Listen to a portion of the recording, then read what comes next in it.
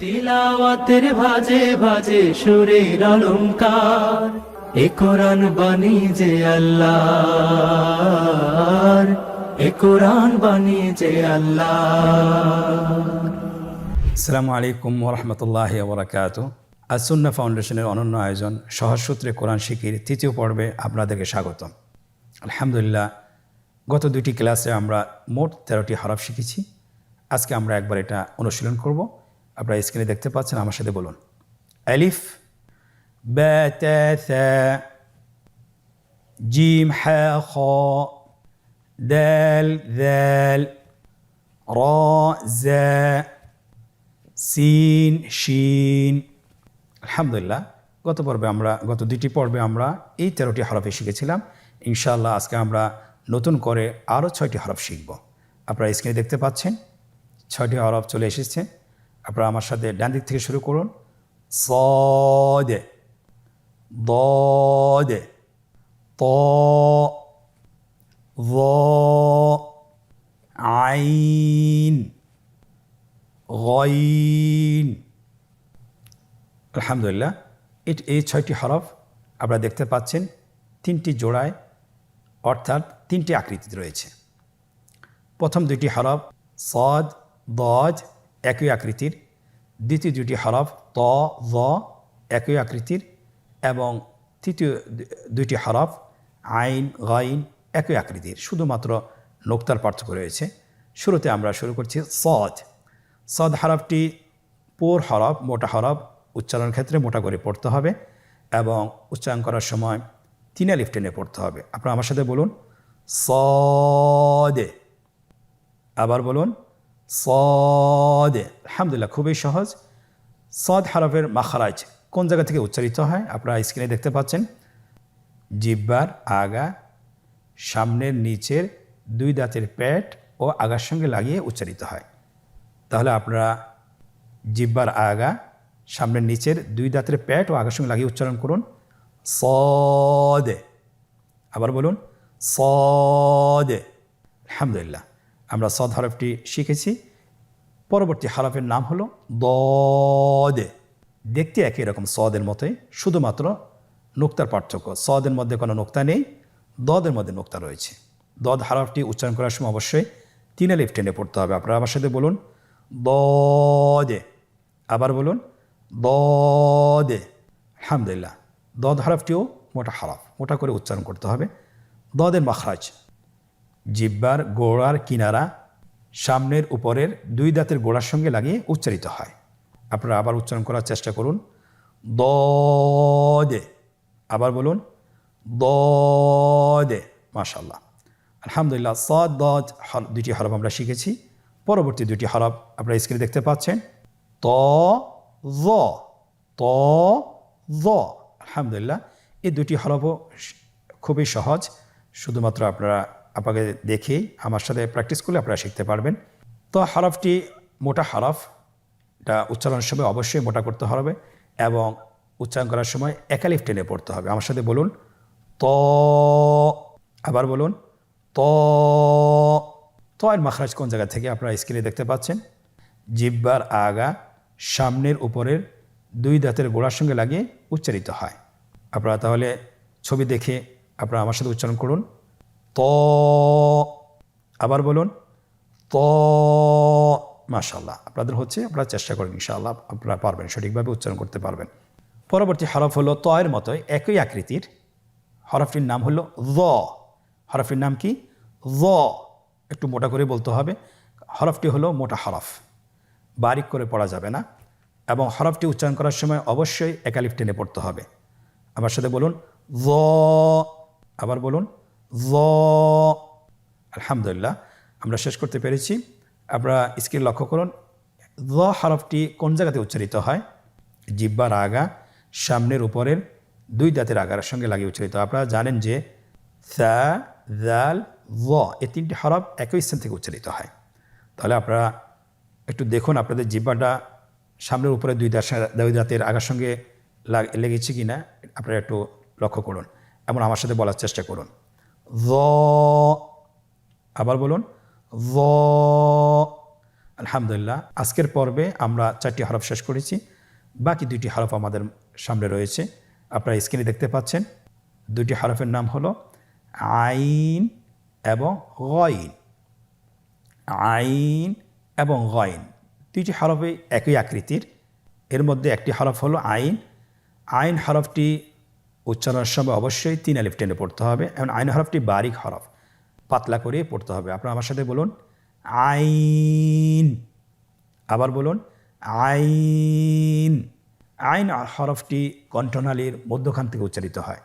আমরা প্রথম পর্বে হা হরফটি শিখেছিলাম। আইন আর হা একই স্থান থেকে উচ্চারিত হয়। আমার সাথে আবার বলার চেষ্টা করুন আইন। আবার বলুন আইন।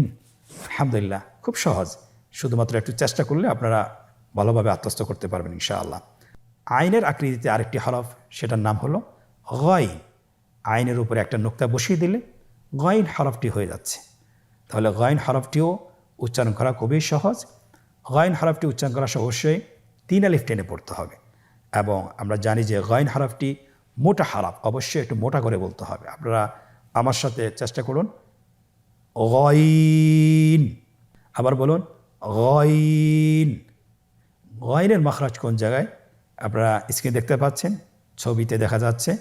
গইন হরফটি উচ্চারিত হয় কণ্ঠনালীর শেষ ভাগ হতে। এখান থেকে উচ্চারণ করুন গইন। আবার বলুন গইন।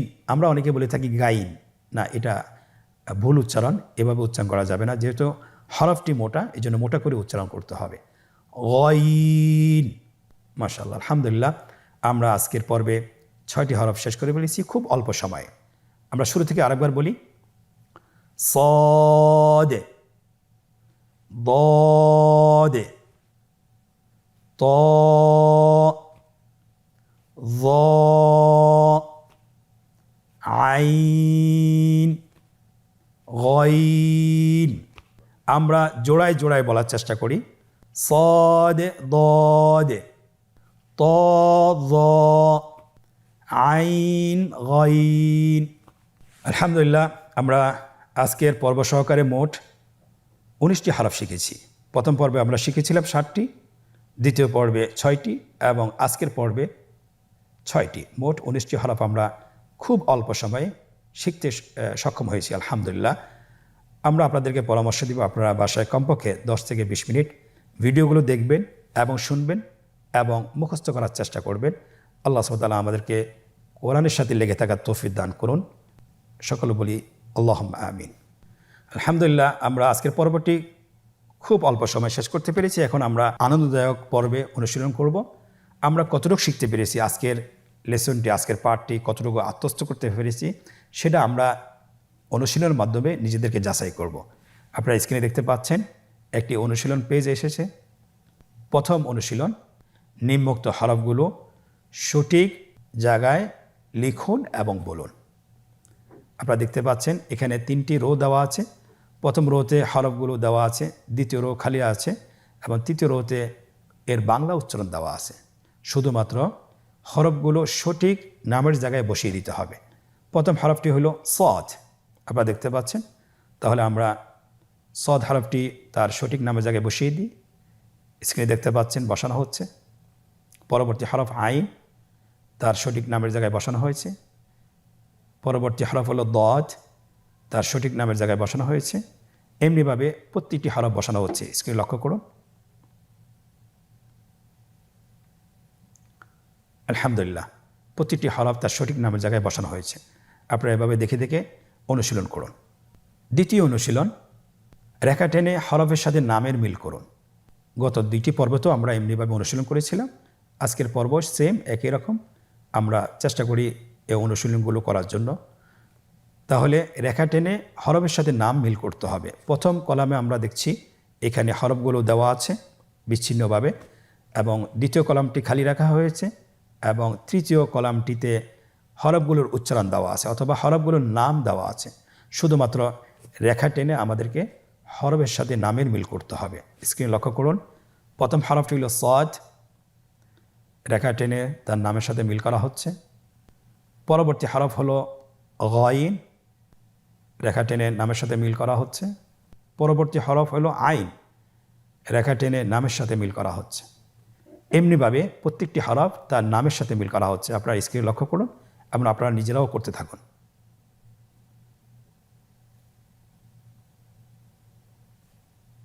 আলহামদুলিল্লাহ, আমাদের দ্বিতীয় অনুশীলনটি আমরা শেষ করেছি। তৃতীয় অনুশীলন, নোক্তাওয়ালা এবং নোক্তাবিহীন হরফগুলো পৃথক করে লিখুন। আমরা জানি আরবি হরফ দুই প্রকার, নোক্তাওয়ালা হরফ এবং নোক্তাবিহীন হরফ। আমরা ডান পাশে নোক্তাবিহীন হরফগুলোকে বসিয়ে ফেলি এবং ডান পাশে নোক্তাওয়ালা হরফগুলো বসিয়ে দিই। আজকের পর্বে আমরা যে হরফগুলো পড়েছি, আমরা জানি 3টি হরফ নোক্তাবিহীন এবং 3টি হরফ নোক্তাওয়ালা। তাহলে নোক্তাবিহীন হরফগুলোকে আমরা ডান পাশে বসিয়ে দিই। সদ, ত, আইন। তাহলে নোক্তাওয়ালা হরফ আর কয়টি বাকি আছে? 3টি। লিখে ফেলুন, স্ক্রিনে লেখা হচ্ছে দদ, য, গইন। আলহামদুলিল্লাহ, খুব সহজে আমরা চিনে ফেলেছি। 4 নম্বর অনুশীলন, নোক্তা দিয়ে হরফ তৈরি করুন। আপনারা স্ক্রিনে দেখতে পাচ্ছেন হরফগুলোর আকৃতি দেওয়া আছে কিন্তু নোক্তাবিহীন। এই হরফগুলোতে নোক্তা দিয়ে আমাদেরকে হরফ তৈরি করতে হবে। প্রথম রোতে হরফগুলোর নামের উচ্চারণ দেওয়া আছে, বাংলা উচ্চারণ অথবা হরফগুলোর সঠিক নাম দেওয়া আছে। প্রথম হরফটি যা।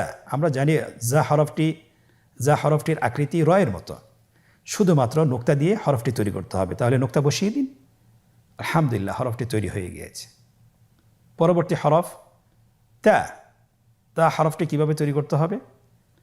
বায়ের আকৃতিতে হরফটি, কিন্তু উপরে 2টি নোক্তা দিয়ে দিলে তা হরফ হয়ে গেল। আলহামদুলিল্লাহ, উপরে নোক্তা 2টি বসানো হয়েছে। পরবর্তী হরফটি দাল। আমরা জানি দালের আকৃতি দালের মতোই, শুধুমাত্র নোক্তার পার্থক্য। আপনি নোক্তাটা বসিয়ে দিন। আলহামদুলিল্লাহ, দাল হরফটি তৈরি হয়ে গেল। পরবর্তী হরফটি শিন। শিনের আকৃতি সিনের মতোই, শুধুমাত্র সিনের উপর 3টি নোক্তা দিলেই শিন হরফটি সম্পন্ন হয়ে গেল। মাশাআল্লাহ। পরবর্তী হরফটির নাম হলো জিম। আমরা জানি জিম হরফটি হায়ের আকৃতির মতোই, শুধুমাত্র নোক্তার পার্থক্য রয়েছে। আপনি হায়ের প্যাটের ভিতরে একটি নোক্তা বসিয়ে দিন, জিম হরফটি তৈরি হয়ে গেল। আলহামদুলিল্লাহ, খুব সহজে আমরা 4টি অনুশীলন পর্ব শেষ করতে পেরেছি। আল্লাহ তাআলার কাছে শুকরিয়া জ্ঞাপন করছি যে আমরা অল্প সময়ের মধ্যে আমরা মোট 19টি হরফ শিখে ফেলেছি। কিভাবে পড়তে হয় এবং কিভাবে বলতে হয় এবং কিভাবে লিখতে হয়, অনুশীলনের মাধ্যমে নিজেদেরকে যাচাই করে আমরা চেষ্টা করি যে আমরা এটা কত দ্রুত আমরা শিখতে পারি, সেই চেষ্টা করা। আল্লাহ সুবহানাহু ওয়া তাআলা আমাদেরকে তৌফিক দান করুন। আজকের পর্ব থেকে এখানেই বিদায় নিচ্ছি। পরবর্তী পর্বতে আবারও দেখা হচ্ছে। জাযাকুমুল্লাহ খায়র। আসসালামু আলাইকুম ওয়া রাহমাতুল্লাহি ওয়া বারাকাতুহু। আস-সুন্নাহ ফাউন্ডেশন, উম্মার স্বার্থে সুন্নাহর সাথে।